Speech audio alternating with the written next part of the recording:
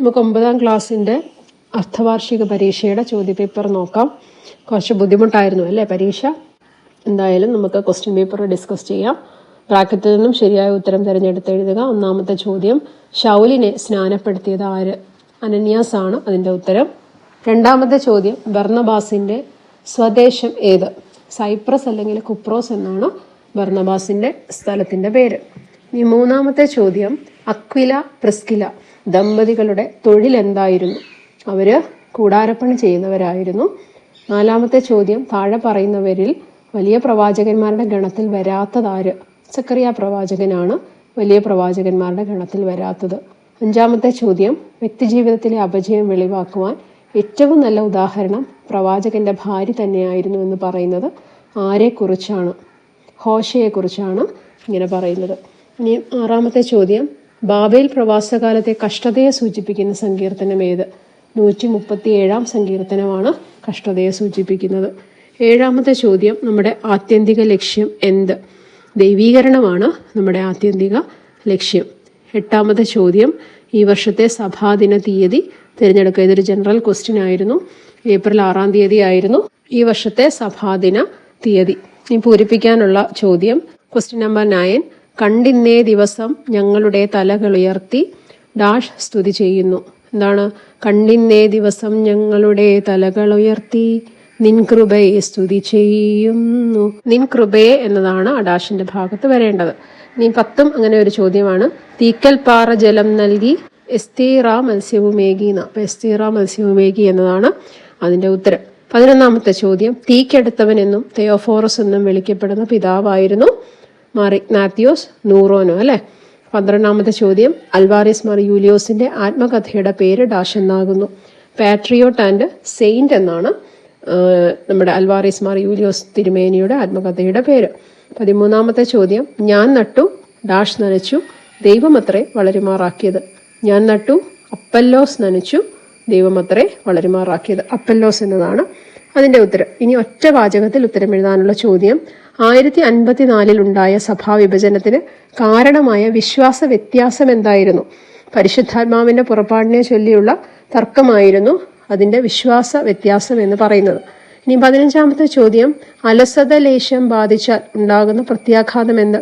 ആ ഗീതം അറിയാവുന്നവർക്ക് അതിന്റെ ബാക്കി എഴുതിയാൽ മതി. അലസത ലേശം ബാധിച്ചാൽ അശുഭ വഴിക്ക് വശം വദനായി സ്വാത്മത്തെ സ്വയമേ നിഹനിക്കും. അതാണ് അതിന്റെ ഉത്തരം. അശുഭ വഴിക്ക് വശം വദനായി സ്വാത്മത്തെ സ്വയമേ നിഹനിക്കും എന്നാണ് എഴുതേണ്ടത്. ഇനി 16ാമത്തെ ചോദ്യം, വിശ്വാസ പ്രമാണത്തിൽ പിതാവിനെ പറ്റി പറയുന്ന 3 വിശേഷണങ്ങൾ ഏത്? പിതാവ്, സൃഷ്ടാവ്, സത്യേക ദൈവം. ഇതൊക്കെയാണ് പിതാവിനെ കുറിച്ച് പറയുന്ന 3 വിശേഷണങ്ങൾ. 17ാമത്തെ ചോദ്യം, ദാനിയേലിന്റെ ജീവിതം നൽകുന്ന സന്ദേശം എന്ത്? സാഹചര്യങ്ങൾ എത്ര പ്രതികൂലമായാലും നമുക്ക് ഓരോരുത്തർക്കും നിർമ്മലതയും വിശുദ്ധിയുമുള്ള ജീവിതം നയിക്കാനാകും എന്നതാണ് ദാനിയേലിന്റെ ജീവിതം നമുക്ക് നൽകുന്ന സന്ദേശം. 18ാമത്തെ ചോദ്യം, പൗലോസ്ലീഹ മക്കതോനിയയിലേക്ക് പോകുവാൻ ഇടയാക്കിയ ദർശനം എന്തായിരുന്നു? അവിടെയുള്ള ഒരാള് മക്കതോനിയയിലേക്ക് കടന്നു വന്ന് ഞങ്ങളെ സഹായിക്കുക എന്ന് പറഞ്ഞപ്പോൾ ആ മക്കതോന്യക്കാരന്റെ ശബ്ദം കേട്ടാണ് പൗലോസ്ലീഹ മക്കതോനിയയിലേക്ക് പോകുവാനായിട്ട് ഇടയായത്. ഇനിയും 2 3 വാചകത്തിൽ ഉത്തരം എഴുതാനുള്ള 5 ചോദ്യങ്ങൾ. 19ാമത്തെ ചോദ്യം, ശൗൽ കർത്താവിനെ ആദ്യമായി അഭിമുഖീകരിച്ച സംഭവം എങ്ങനെയായിരുന്നു? ശൗല് ക്രിസ്ത്യാനികളെ ഉപദ്രവിക്കുന്നവരുടെ കൂട്ടത്തിലായിരുന്നു. യെരൂശലേമിൽ അദ്ദേഹം ക്രിസ്ത്യാനികളെ ഉപദ്രവിച്ച ശേഷം ദമാസ്കസിലേക്ക് തന്റെ കൂട്ടാളികളുമൊത്ത് യാത്ര ചെയ്യുന്നതിനിടയിൽ ഒരു നഗരത്തിന് സമീപം എത്തിയപ്പോൾ മധ്യാഹ്ന സമയത്ത് അവർക്ക് ചുറ്റും ഒരു അത്യുഗ്രമായ പ്രകാശം ദൃശ്യമായി. ശൗല് നിലത്ത് വീണു. ഒരു ശബ്ദം കേട്ടു, ശൗലേ ശൗലേ നീ എന്നെ ഉപദ്രവിക്കുന്നത് എന്തെന്ന്. ഇത് കേട്ട് ശൗല് ചോദിച്ചു, അങ്ങ് ആരാകുന്നു കർത്താവേ? അപ്പം ഉത്തരവുണ്ടായി, നീ ഉപദ്രവിക്കുന്ന യേശു ആകുന്നു ഞാൻ. നീ എഴുന്നേറ്റ് പട്ടണത്തിൽ ചെല്ലുക, നീ ചെയ്യേണ്ടുന്നത് അവിടെ വെച്ച് നിന്നോട് പറയും എന്നാണ് മറുപടി കേട്ടത്. എന്നാൽ കൂടെയുള്ളവര് പ്രകാശം കണ്ടു, ശബ്ദവും കേട്ടു. എന്നാൽ യേശുവിനെ കാണുകയോ ശൗലിന് നൽകിയ സന്ദേശം കേൾക്കുകയോ ചെയ്തില്ല. അവര് ശൗലില് വന്ന മാറ്റം ശ്രദ്ധിച്ചു. കാരണം ശൗലിന് കാഴ്ചശക്തി നഷ്ടപ്പെട്ടു.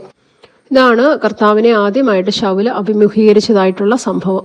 ഇനി 20ാമത്തെ ചോദ്യം, യൂറോപ്പിലെ ആദ്യത്തെ ക്രിസ്ത്യാനിയുടെ മാനസാന്തരം എങ്ങനെ സംഭവിച്ചു?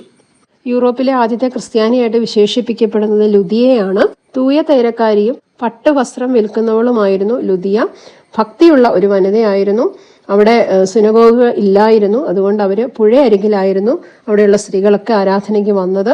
ആ സമയത്ത് പൗലോസും ശീലാസും അവിടെ ശാബത്തിലെത്തി അവിടെയുള്ളവരോട് സംസാരിക്കുന്നത് കേട്ടു.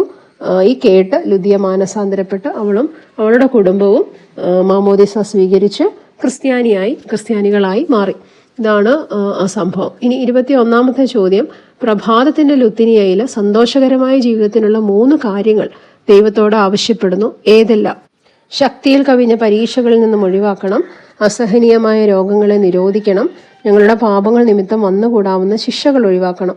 ഈ 3 പ്രാർത്ഥനകളാണ് സന്തോഷകരമായ ജീവിതത്തിന് ആവശ്യമായ പ്രാർത്ഥനയായിട്ട് നമ്മൾ പ്രഭാതത്തിൽ ചൊല്ലുന്നത്. ഇനി 22-ാമത്തെ ചോദ്യം, അൽവാരിസ് മാർ യൂലിയോസ് തിരുമേനിക്ക് റോമൻ കത്തോലിക്ക സഭയോട് എതിർപ്പുണ്ടാകുവാനുള്ള കാരണം എന്ത്? 2 കാരണങ്ങളാണ് അതിന് പ്രധാനമായിട്ടും പറയുന്നത്.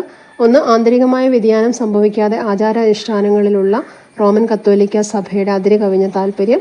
രണ്ടാമതായിട്ട് പോർച്ചുഗീസ് ഗവൺമെന്റിന്റെ സമീപനവും റോമൻ കത്തോലിക്ക സഭയെ പ്രീതിപ്പെടുത്തുകയും ഭാരതത്തിന്റെ ദേശീയമായ പലതിനെയും എതിർക്കുന്ന സമീപനവും. ഈ 2 കാര്യങ്ങളായിരുന്നു അൽവാരിസ് മാർ യൂലിയോസ് തിരുമേനിക്ക് റോമൻ കത്തോലിക്ക സഭയോട് എതിർപ്പുണ്ടാക്കുവാനുള്ള കാരണം. ഇനി 23-ാമത്തെ ചോദ്യം, നിസായിലെ ഗ്രിഗോറിയോസിനെ കുറിച്ച് ഏതെങ്കിലും 2 ആശയങ്ങൾ എഴുതുക. കപ്പദോക്യൻ പിതാക്കന്മാരിൽ ഒരാളായിരുന്നു നിസായിലെ മാർ ഗ്രിഗോറിയോസ്. വലിയ മാർ ബസേലിയോസിന്റെ സഹോദരനാണ്. കിഴക്കൻ സഭകളിലെ വേദശാസ്ത്രജ്ഞരിൽ പ്രമുഖരായിരുന്ന ഇദ്ദേഹം കുസ്തന്തീനോസ് പോലീസ് സിനഹദോസിൽ സംബന്ധിച്ചിട്ടുണ്ട്. ഇദ്ദേഹത്തിന്റെ മതബോധന പ്രസംഗത്തിലെ പരിശുദ്ധത്വം, ദൈവത്തിന്റെ മനുഷ്യാവതാരം, വിശുദ്ധ മാമോദിസ, വിശുദ്ധ കുർബാന എന്നിവയെപ്പറ്റി ആധികാരികമായിട്ട് പരാമർശിക്കുന്നു. അതുപോലെ അദ്ദേഹത്തിന്റെ പരിശുദ്ധാത്മാവിന്റെ ദൈവത്വത്തെപ്പറ്റി പറയുന്ന പ്രബന്ധം കൂടാതെ മോശയുടെ ജീവചരിത്രം, കർത്തൃപ്രാർത്ഥന, വിശുദ്ധ മക്രീനയുടെ ജീവചരിത്രം തുടങ്ങിയവയും ഉത്തമഗീതം പോലെയുള്ള വേദപുസ്തക ഗ്രന്ഥങ്ങളുടെ വ്യാഖ്യാനങ്ങളും ഒക്കെ ഇദ്ദേഹത്തിന്റെ കൃതികളാണ്. നിങ്ങൾ ഇതിൽ ഏതെങ്കിലും 1-2 പോയിന്റ് മാത്രം എഴുതുക. ഞാൻ ഉത്തരം പറഞ്ഞപ്പോൾ മുഴുവനായിട്ട് പറഞ്ഞു എന്ന് മാത്രം. ഇനി പ്രാർത്ഥനാ ഗീതം എന്ന ഭാഗത്തെ ചോദ്യങ്ങളാണ്. 24-ാമത്തെ ചോദ്യം, 7 നേരത്തെ യാമ പ്രാർത്ഥനകൾ കർത്താവിന്റെ കഷ്ടാനുഭവവുമായിട്ട് എങ്ങനെയെല്ലാം ബന്ധപ്പെട്ടിരിക്കുന്നു? കർത്താവിനെ ബന്ധിക്കുന്നത് രാത്രിയിലാണ്. പ്രഭാതത്തിലാണ് കർത്താവിനെ വിസ്തരിച്ചത്. 3-ാം മണിയായപ്പോൾ കർത്താവിനെ ക്രൂശിൽ തൂക്കുവാനായിട്ട് വിധിച്ചു. 6-ാം മണിയായപ്പോൾ കർത്താവിനെ ക്രൂശിൽ തറച്ചു. 9-ാം മണിയായപ്പോൾ കർത്താവ് പ്രാണനെ വിട്ടു. സന്ധ്യയ്ക്ക് മുൻപായിട്ട് യോസെഫും നിക്കോദിമോസും കൂടി അവനെ ക്രൂശിൽ നിന്നിറക്കി. അവർ ഉറങ്ങുന്നതിന് മുൻപായിട്ട് കർത്താവിനെ സംസ്കരിച്ചു. നമ്മുടെ യാമ നമസ്കാരത്തിലെ രാത്രി, പ്രഭാതം, 3-ാം മണി, 6-ാം മണി, 9-ാം മണി, സന്ധ്യ, ആ ഒരു ക്രമത്തിലാണ് കർത്താവിന്റെ കഷ്ടാനുഭവത്തെ ക്രമീകരിച്ചിരിക്കുന്നത്. ഇനി 25-ാമത്തെ ചോദ്യം, സന്ധ്യയിലും പ്രഭാതത്തിലും ഉപയോഗിക്കുന്ന ലുത്തിനിയാകളുടെ തുടക്കത്തിൽ പൊതുവായിട്ടുള്ള 4 വാചകങ്ങൾ എഴുതുക. സ്വർഗസ്ഥ പിതാവാം ദൈവമേ, ഞങ്ങളോട് കരുണ ചെയ്യണമേ. ലോകരക്ഷിതാവായ ദൈവപുത്ര, ഞങ്ങളോട് കരുണ ചെയ്യണമേ. പരിശുദ്ധ റൂഹായാം ദൈവമേ, ഞങ്ങളോട് കരുണ ചെയ്യണമേ. ഏകദൈവമായ വിശുദ്ധ തൃത്വമേ, ഞങ്ങളോട് കരുണ ചെയ്യണമേ. ഈ ഭാഗമാണ് 2ലും പൊതുവായിട്ട് ഉപയോഗിക്കുന്നത്. ഇനിയും 26-ാമത്തെ ചോദ്യം ഗീതം എഴുതാനാണ്. ദ്യുതിയുദയം ചെയ്തൻ കർത്താവെ മുതൽ സ്തുത്യം സൃഷ്ടിവിധാനം ദേ എന്നുള്ള ഭാഗം വരെയാണ് എഴുതേണ്ടത്. ഋജുമതികൾക്കിരുളിൽ എന്ന ഗീതത്തിന്റെ ഭാഗമാണിത്. 2-ാമത്തെ ലൈൻ മുതലാണ് ചോദിച്ചിരിക്കുന്നത്. ശ്രീബ പ്രഭാത നമസ്കാരത്തിലെ ഗീതമാണ്. നമുക്കൊന്ന് ചൊല്ലാം. ദ്യുതിയുദയം ചെയ്തൻ കർത്താവേ, കൂരിരുൾ നീങ്ങുമ്പോൾ നിന്നെ കൂപ്പുന്നു. ഗഗനം ധരയെന്നി ദ്രുതമുണ്ടായൊരു സോദരിമാർ, നീരിന്മീതെ വാനിടമോ നബരം നീരിന്നാധാരം. നിമിഷമുയർന്നൊരു മണവറയായി മോയാറായതമായി മധ്യേ സ്തുത്യം സൃഷ്ടിവിധാനം ദേ. രാവിലെ പള്ളിയിൽ പോകുന്ന കുട്ടികൾക്ക് ഇത് വേറെ പഠിക്കേണ്ട ആവശ്യമില്ല. അത് അവർക്ക് ചൊല്ലിയാൽ കിട്ടുന്ന ഒരു ഗീതമാണ്. ഇനിയും 27 ദൈവത്തിൻ പുത്രനെ മറിയാം ഉത്ഥാനത്തിൽ എന്ന ഗീതത്തിലുള്ള സംഭാഷണ ഭാഗങ്ങൾ മാത്രം ഗദ്യത്തിലോ പദ്യത്തിലോ എഴുതുക. കെംത പ്രഭാത നമസ്കാരത്തിലെ ഗീതമാണ്. നമുക്കറിയാവുന്ന ഗീതം. അത് ഗദ്യത്തിലോ പദ്യത്തിലോ ഒരു കോൺവെർസേഷനാണ്. കർത്താവ് ഉയർത്തെണീറ്റപ്പോൾ മഗ്ദലന മറിയവും യേശുവും തമ്മിൽ കണ്ട, മഗ്ദലന മറിയം യേശു തോട്ടക്കാരനാണെന്ന് തെറ്റിദ്ധരിക്കുന്ന ഒരു ഭാഗമാണ്.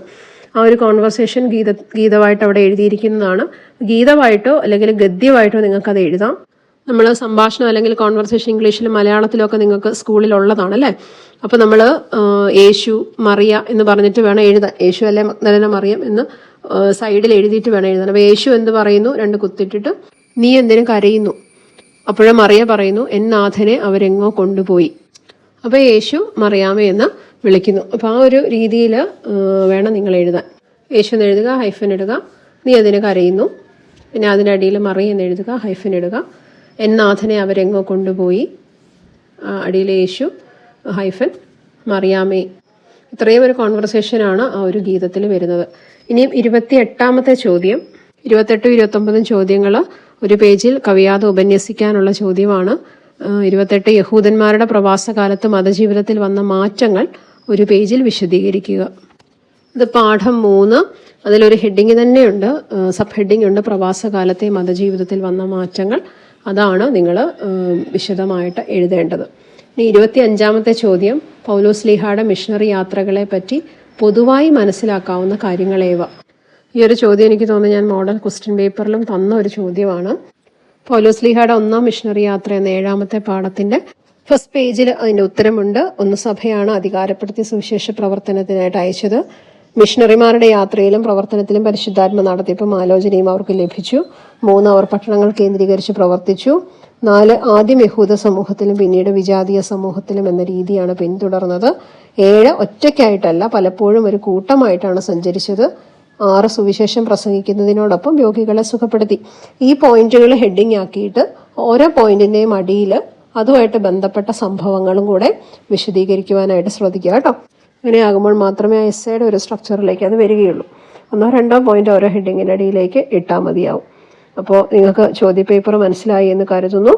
അപ്പോൾ അടുത്ത പരീക്ഷയ്ക്ക് നല്ല മാർക്ക് കൂടുതൽ വാങ്ങിക്കുവാനായിട്ട് നിങ്ങൾ കുറച്ചുകൂടെ നന്നായി പഠിക്കുക. ഈ പോർഷൻസും അടുത്ത പോർഷൻസും ഇത് പഠിച്ചു കഴിഞ്ഞിട്ടില്ല, ഇനിയും ഇത് പഠിച്ചുകൊണ്ടേയിരിക്കുക. ഈ ക്വസ്റ്റ്യൻ പേപ്പർ നിങ്ങൾക്ക് പ്രയോജനപ്പെട്ടു എന്ന് കരുതട്ടെ. Thank you.